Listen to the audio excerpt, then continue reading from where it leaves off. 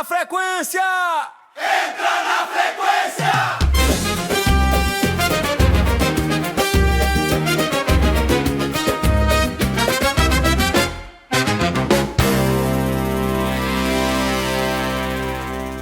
Entra na frequência!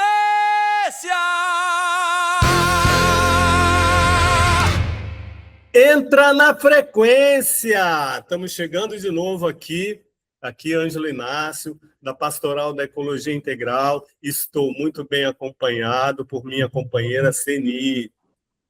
Seni? Tudo bem? Estou aqui, Seni Giannini, da Pastoral da Ecologia Integral, novamente, eu e Ângelo Inácio, hoje com visita. Isso, estamos muito bem acompanhados, professor Alexandre da Fiocruz, que retorna ao nosso programa para a gente bater um papo sobre como está a qualidade do ar no município do Rio de Janeiro. Olá, meu querido amigo professor Alexandre. Olá, meus amigos, minhas amigas, é uma grande satisfação retornar com vocês e estou à disposição da gente aprofundar sobre um tema muito importante para o cotidiano da vida das pessoas. Poluição do ar, ambiente saudável, saúde pública. Câmbio? Pergunta de R$1 milhão. Como é que está a poluição na cidade do Rio de Janeiro? Como é que é dividido isso na nossa cidade? Veja, eu acho que, claro que vivemos desigualdades sociais e espaciais impressionantes. Isso eu não preciso dizer para as pessoas. A realidade de Ipanema não é a realidade de Campo Grande. Ok?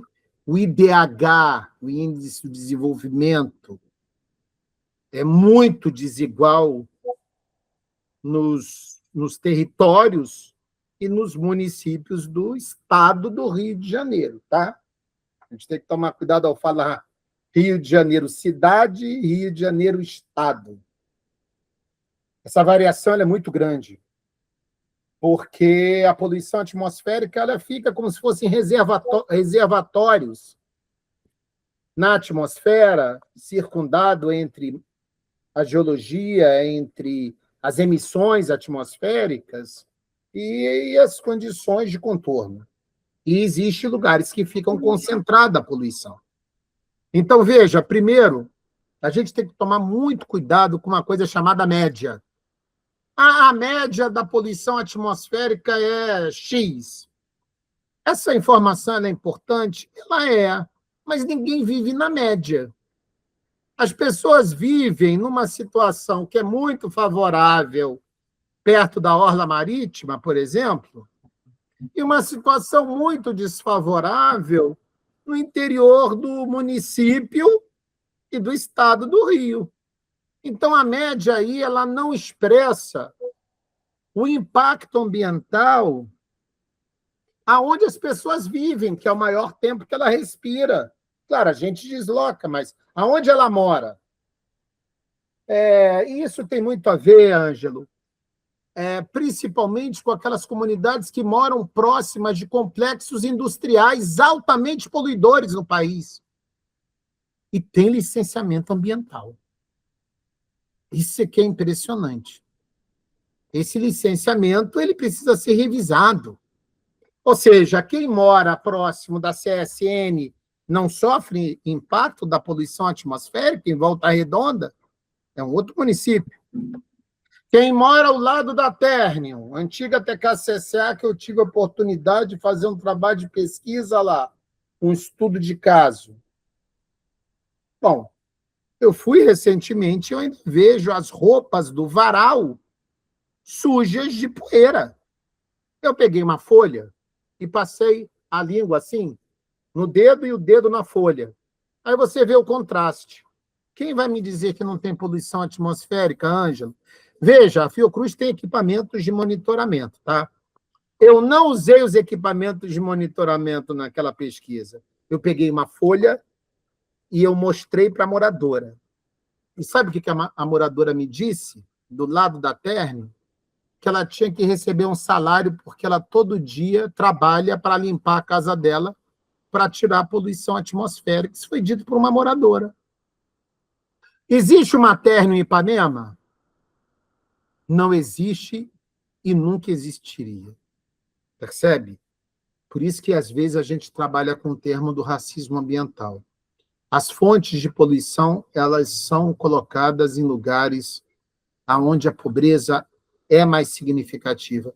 O que eu acho muito perverso, viu? Nós somos da saúde e achamos que a água, o ar, é um direito humano para todos. Câmbio.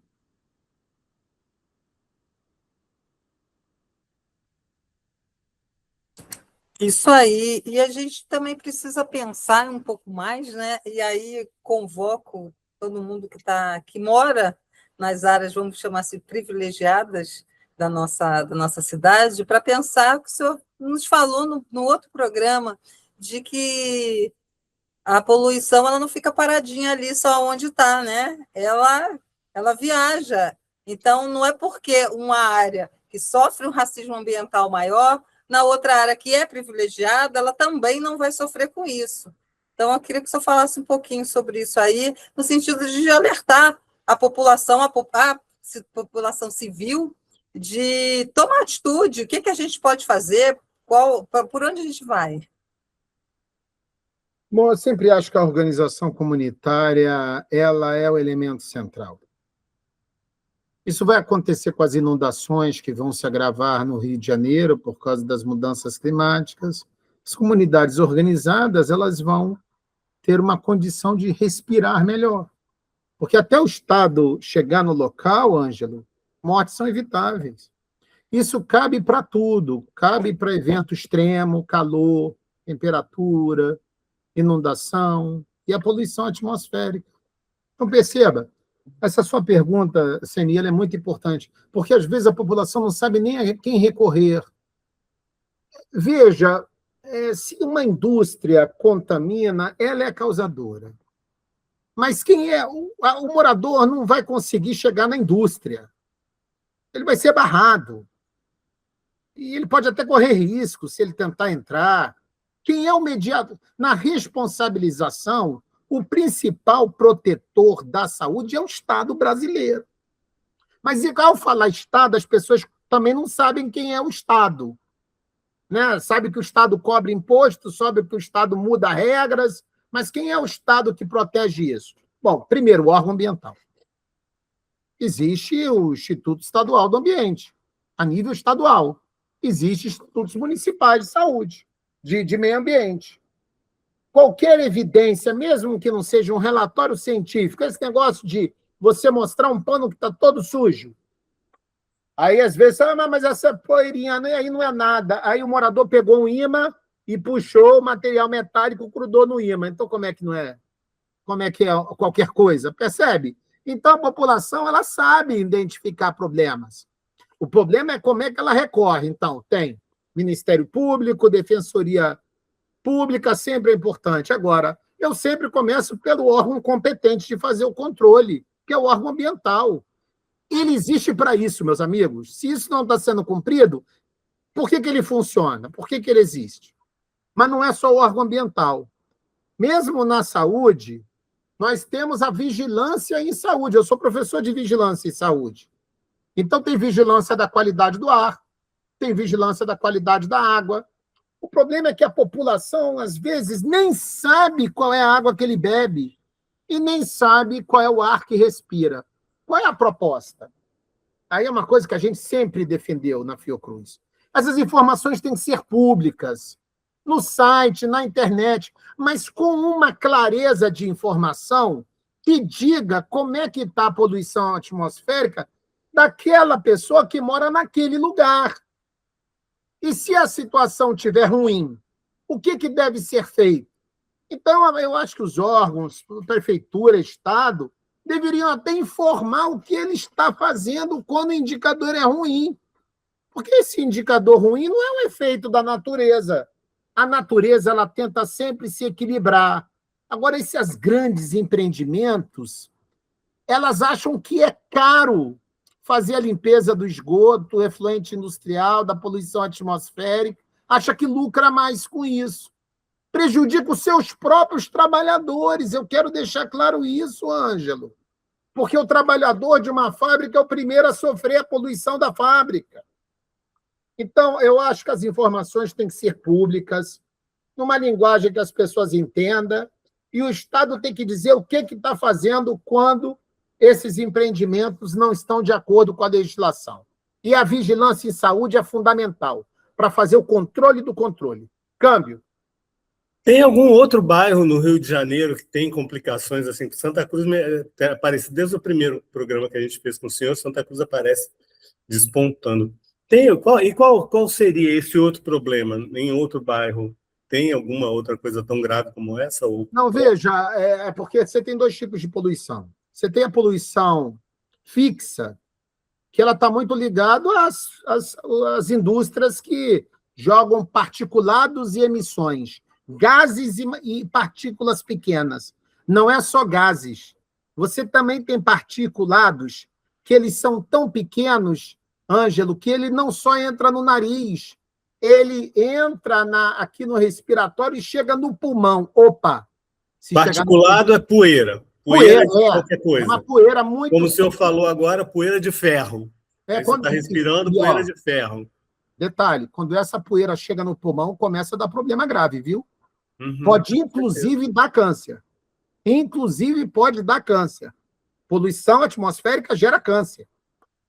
Incêndio gera câncer. Estudos da Fiocruz mostram isso, estudos internacionais, isso é inequívoco.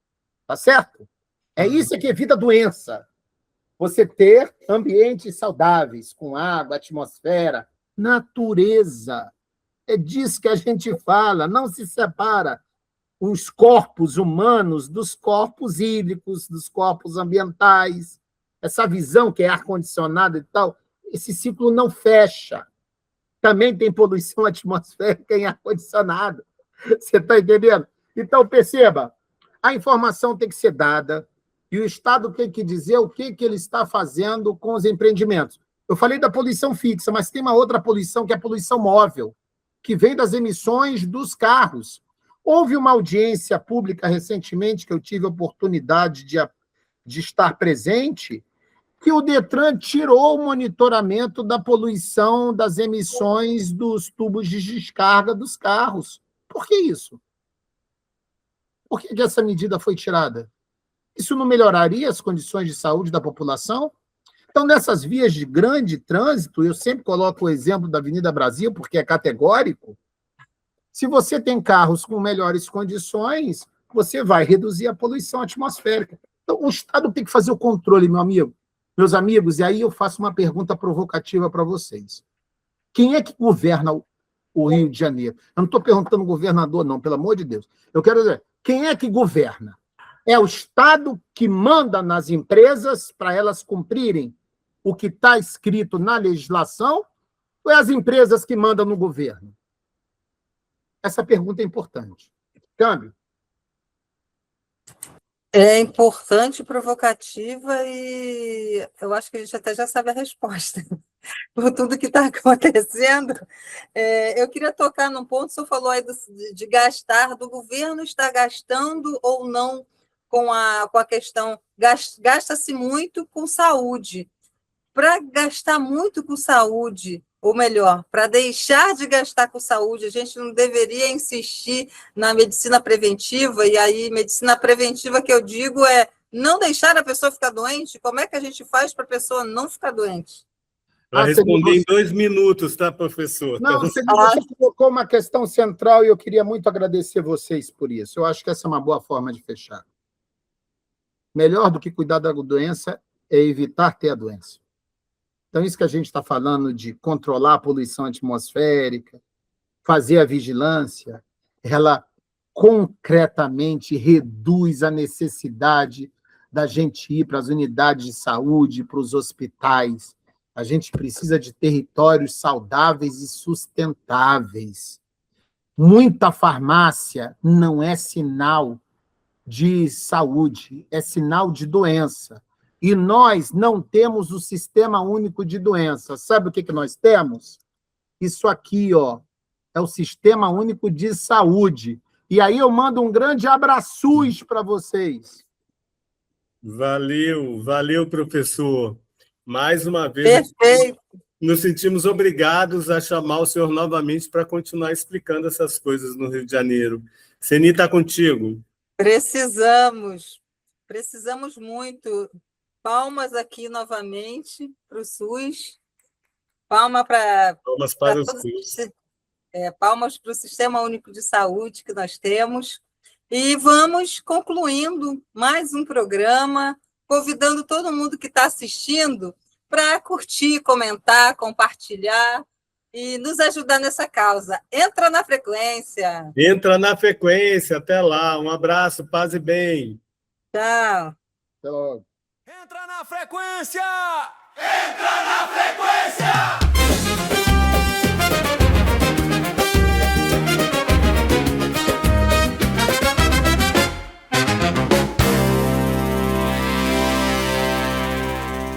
Entra na frequência!